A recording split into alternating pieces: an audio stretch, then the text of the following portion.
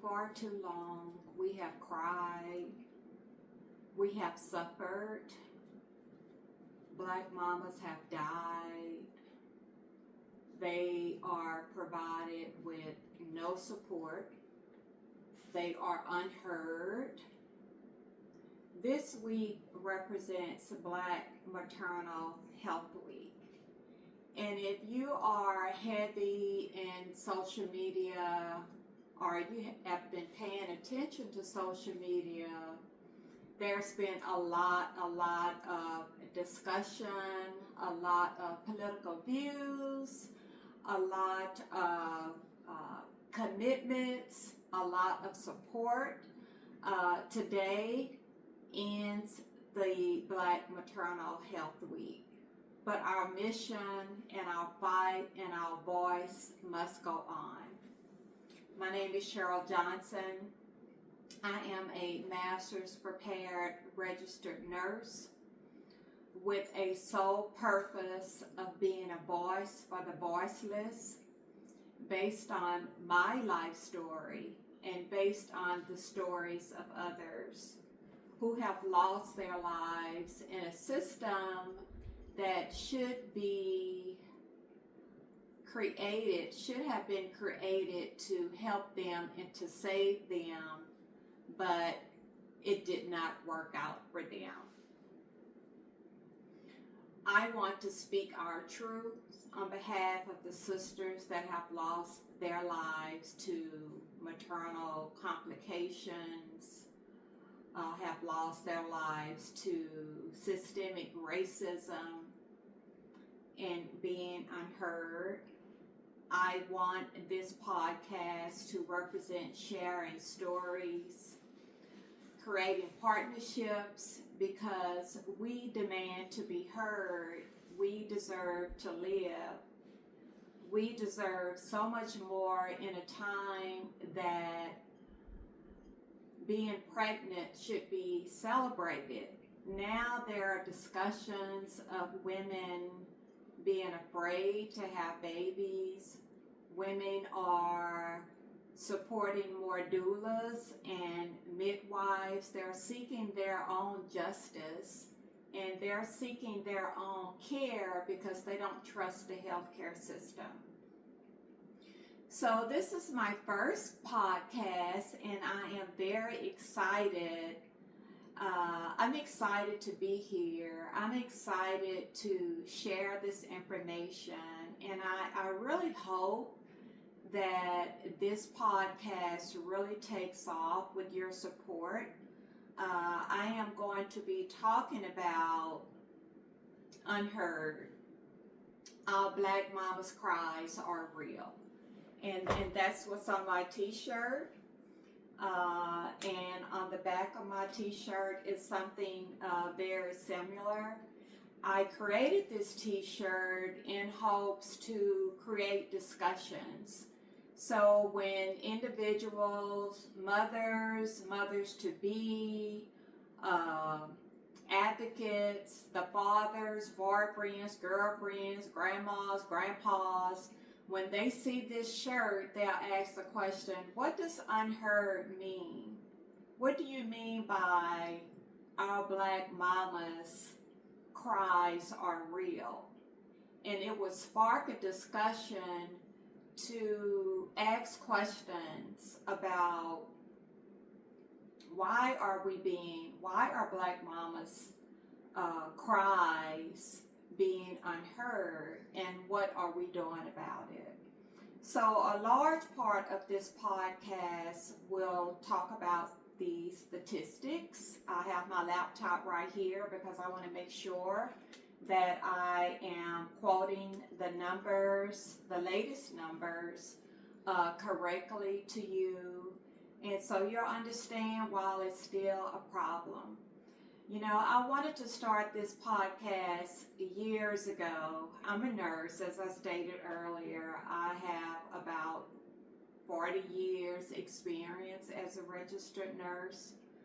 I was a labor and delivery nurse for nearly 20 years when I had my life-changing event. I also have experience in accreditation, healthcare accreditation. So I'm going to be presenting the rights that patients have once they are admitted. There are certain things that you have a right to as a patient, especially a pregnant patient. I want to talk up to the advocates. I have created an advocate, what did I title it? Advocate support tool in the form of a brochure and a placard. And this tool is specifically for the advocates. And these advocates are those individuals that would be the voice and support the mother when they go to the hospital. Because there are times when mothers are in labor or in active labor, they may be having complications and they just can't speak for themselves. Or they could speak for themselves, but they're being unheard.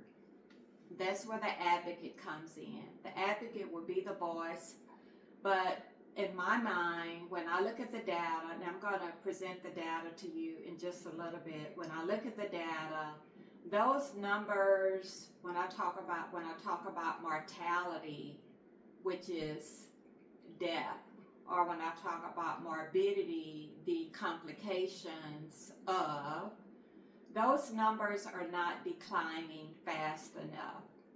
You know, and a lot of this mortality and death, black death, stems way back from slavery. When slaves were not treated fairly, they weren't respected clearly. A lot of women died, and that just kind of carried on and carried on. There was not a lot of statistics until around 2017, and then the statistics were observed again in 2020 when COVID came about. And those statistics were reported as a result of COVID. Not only were they reporting the deaths related to COVID, but they noticed that we have a lot of maternal deaths as well. And when they looked at, when I'm saying they, is whoever's presenting the data, there's so much data out there that was presented by the World Health Organization, the CDC, other national organizations that are now looking at maternal health, morbidity, and mortality. They're looking at all of these numbers. In addition, as a result of these numbers, as I stated, the decline in these numbers are moving very, very slow. And I'm not sure why, because it's labeled black maternal health mortality is now labeled a crisis, a rural health crisis. It's a crisis. And when you look at a crisis, like COVID was a crisis, suicide is a crisis when those numbers are going up. So when we look at black maternal health as a rural crisis, why are those numbers not declining as fast as they should? Now there's a lot of, discussion about it. There's a lot of recommendations. We now have politicians, even here in Houston and Texas. There's a large majority of maternal mortality those numbers are really high in Georgia. Those numbers are high in the southern states. As you can imagine, there's still racism in some of those states.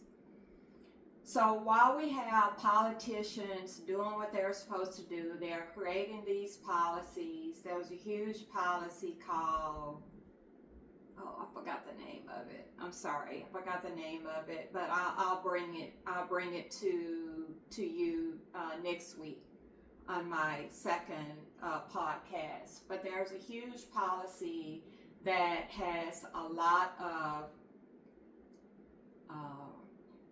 of recommendations within this policy.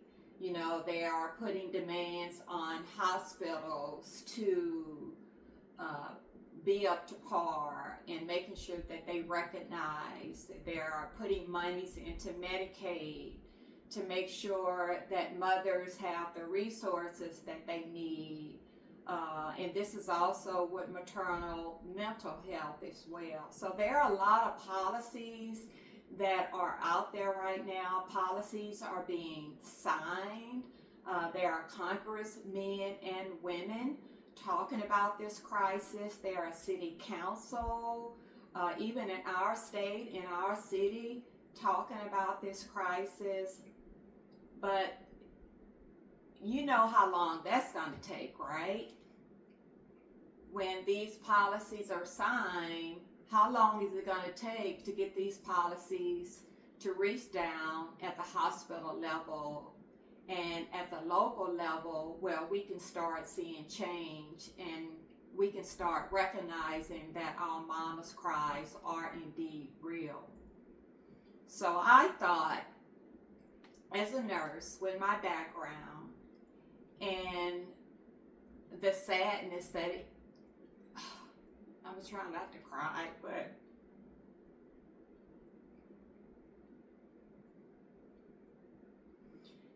that's why it took me so long to start this podcast, because it's emotional to me. And I didn't want to cry, but our cries are real. I cry for the mothers that are no longer with us. I cry for my story that occurred over 30 some years ago, but it still makes me so sad that my cries were not heard or dismissed or misdiagnosed. I forgot what I was getting ready to say. You know how long policy takes. So what are we going to do at the local level to reach those women so their cries can be heard? So as a nurse that has a lot of years of experience in labor and delivery, I've delivered quite a few babies in my time when I worked in labor and delivery. And there are things that we can do right now at the local level. There are things that I can do. There are things that you can do.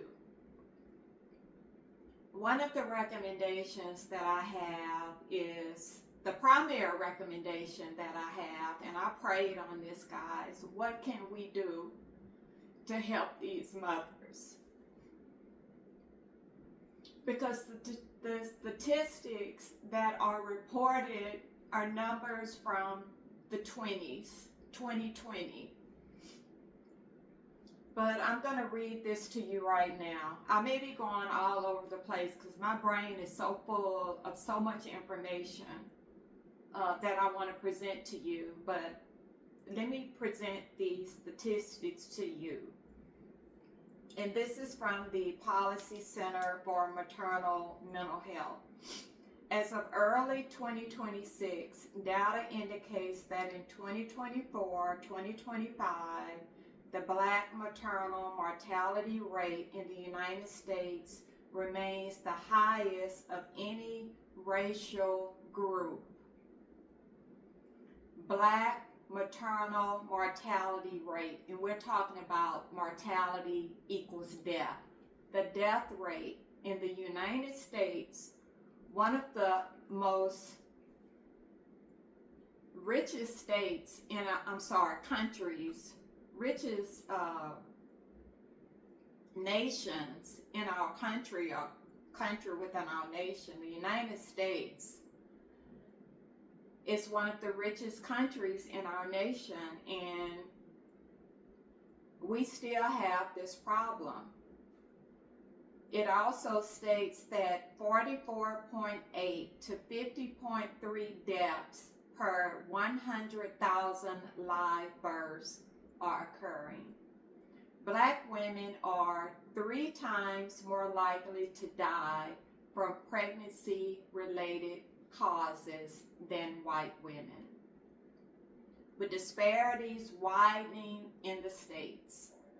So the disparities are ongoing. The systemic racism is ongoing. That's why these numbers are not declining. And this is my opinion. This is my opinion. And while we have all these groups and individuals jumping on board with the discussions, with our Black Maternal Health Week, and like I stated, politicians making all these changes, there are things that we need to be doing at the local level. What I would like to bring to you, my audience, and whoever wants to partner, I'm going to also look for organizations within my local area, Houston, to partner with. I'm not starting anything alone because they are people out there that are doing the business, that are doing the work, and are just as concerned as I am. I'm looking to partner with those individuals or groups or organizations, or if they want to partner with me.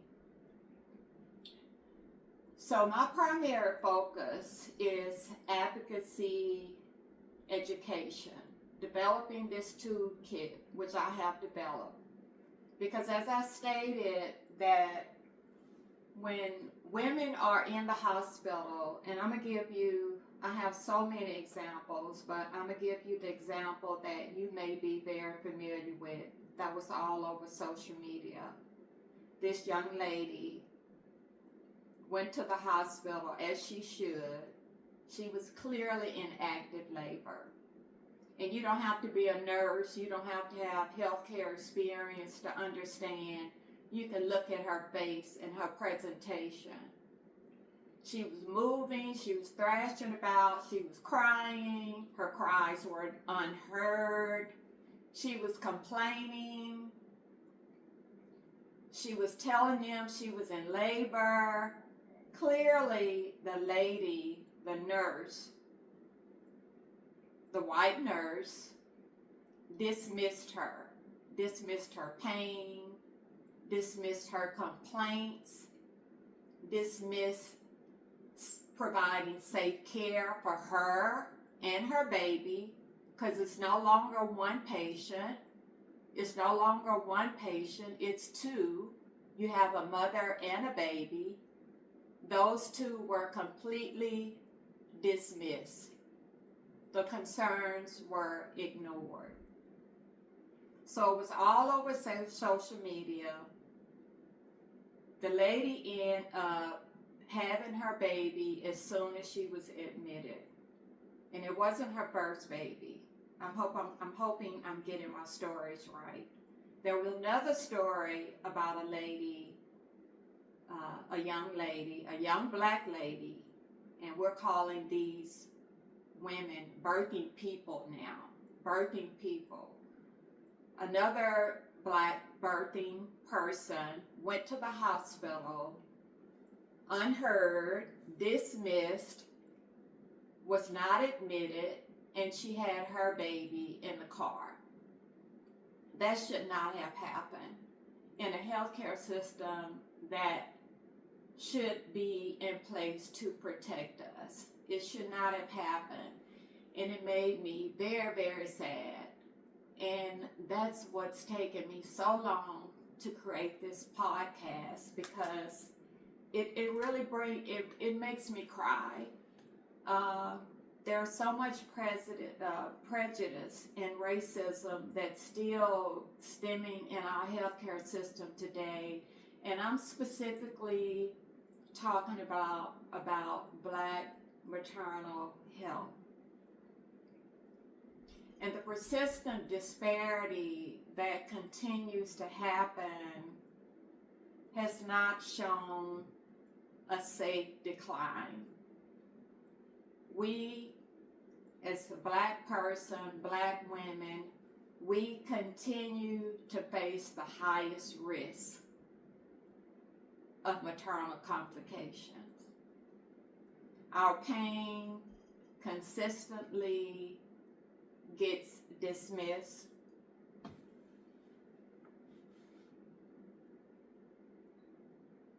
So while we're waiting on these policies to get signed and implemented and rolled out, I would like to address something for the advocates.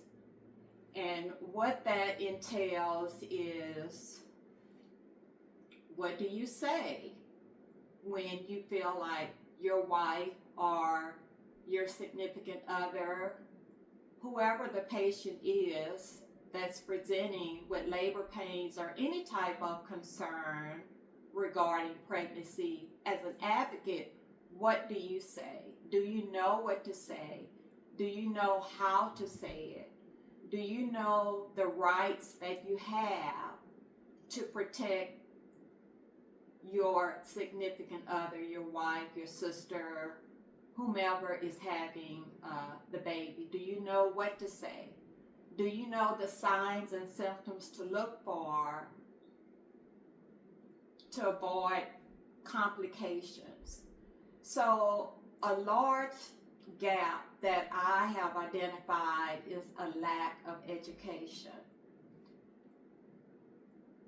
We know that there's a gap with the systemic racism. We know that there's a gap with not being heard and being dismissed. We know that, but there's also a gap in lack of education for the advocate. If you have an advocate that really understands what their role is, not just to help you breathe through the contractions and help you push, but really understand what their role is when a time comes where you're not being heard. Do they really know what to say? Do they know who to call? Do they really understand how important their role is for that mother? So the education that I have presented, I will have it. It's ready. It's ready, guys. I just need to tweak it a little bit. I worked on it about 2 weeks ago. It's a brochure. It has a lot of information on it. But I also want to develop like a small wallet card with just the important information on it that you can have in your wallet at all times. And I think the education needs to be shared and dispersed primarily in the low income areas first, because those are the areas that have the least support and resources. So there are things that we can do at the local level. Once you review this podcast, give me your ideas, share your comments. If you have any stories, maternal health stories that you would like to share that we can talk about on the podcast, I would love to speak with you. My email will be available that you can see and contact me. I would love to hear your story. So for right now, this podcast is going to be carried out over 4 sessions, maybe every week and a half. Next week, I will bring the education to you so we can talk about it, so you can understand your role, so you'll be able to download it. There's no charge for it, of course, because education is free. It should always be free. And I think it's going to make a difference. I mean, we may not be able to associate it, collecting data with it, but I think it's going to make a difference. Also, we're going to share, during our podcast, stories I want you to know the stories of these women who have lost their lives because of no fault of their own. The women that have lost their lives, 80% of those women, and we're talking about the data now, black women are 3 to 4 times at risk for losing their lives than white women. And out of that 3 to 4, 80% of those pregnancy complications are preventable. Now let that simmer for just a little bit. They're preventable. So when you have a woman going to the hospital, and the example that I'm going to give you was the story of the lady that was in active labor. I think she was sitting in triage or admissions. I think she was in triage. She wasn't in the emergency room, because I have a lot of experience with that. The emergency room would have shipped her straight up to labor and delivery. She wasn't in admitting, because they would have shipped her straight up to labor and delivery. I think she was in triage, and that nurse failed her considerably. So when you have a patient like that, and they're already at an increased risk,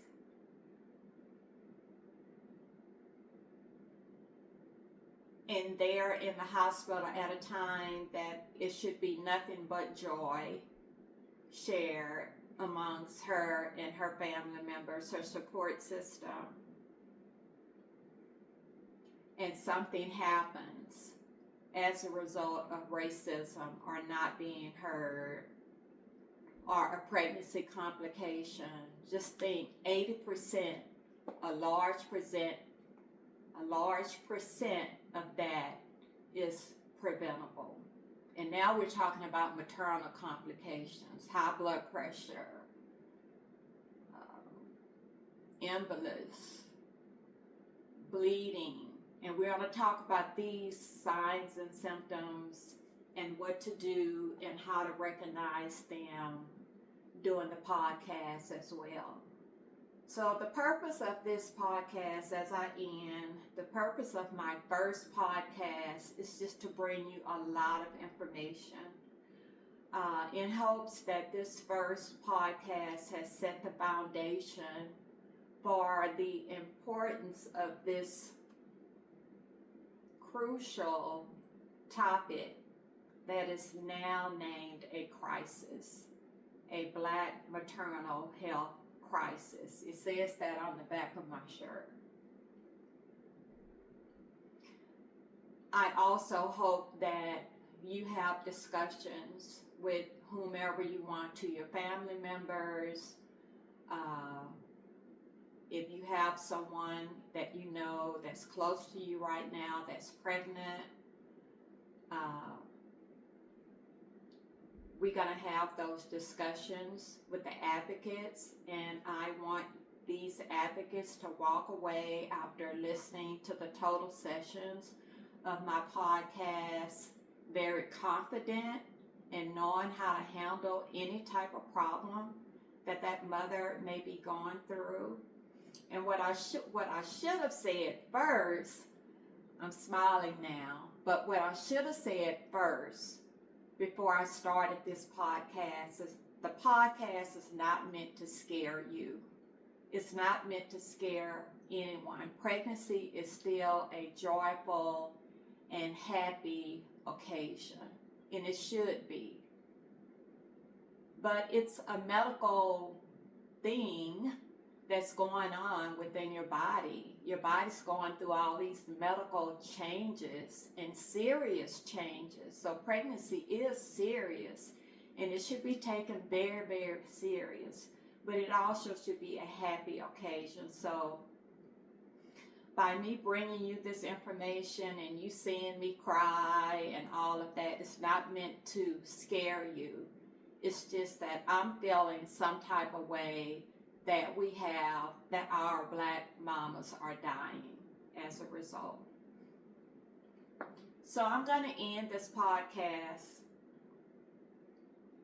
and I want to thank you for taking the time out to listen to me, and hope that you really understand the seriousness of this topic.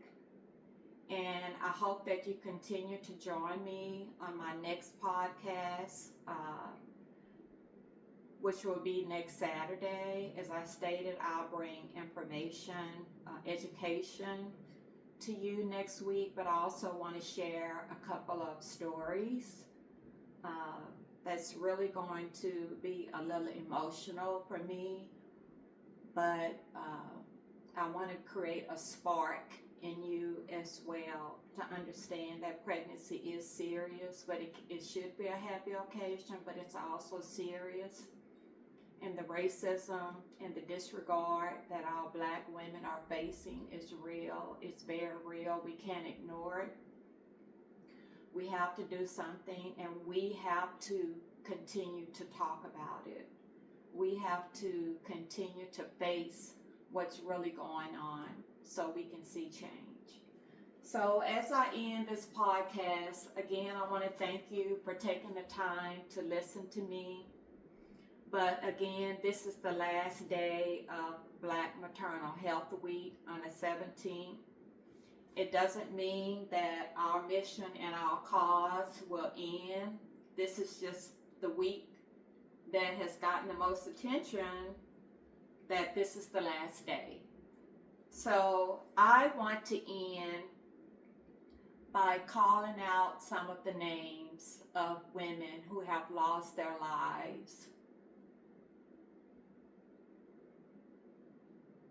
due to some of the issues that we are facing with Black maternal health. And I know all the stories of the ladies' names that I'm going to mention, and I want to say that majority of these women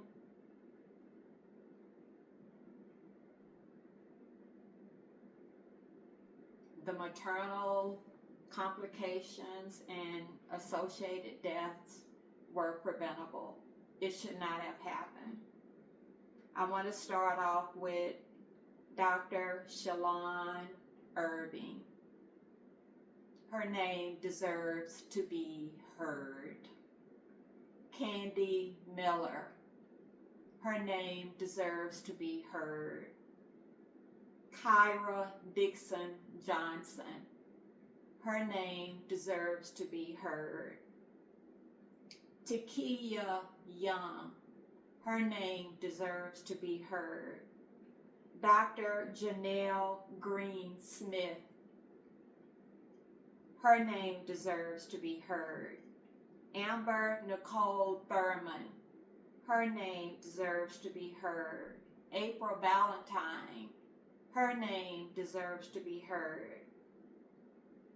Tawi Bowie, and I hope I pronounced her name right. She was an Olympian, a runner, a track star. Her name deserves to be heard. Amber Rose Isaac. Her name deserves to be heard.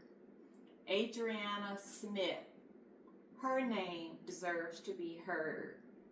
Crystal Galloway. Her name deserves to be heard. And lastly, Yolanda Kadima. All of these ladies lost their lives related to maternal health complications and the healthcare system that failed them. Their name deserves to be heard. And so thank you again for taking out the time to listen to me. Thank you for your support. And I will see you next week. Thank you so much.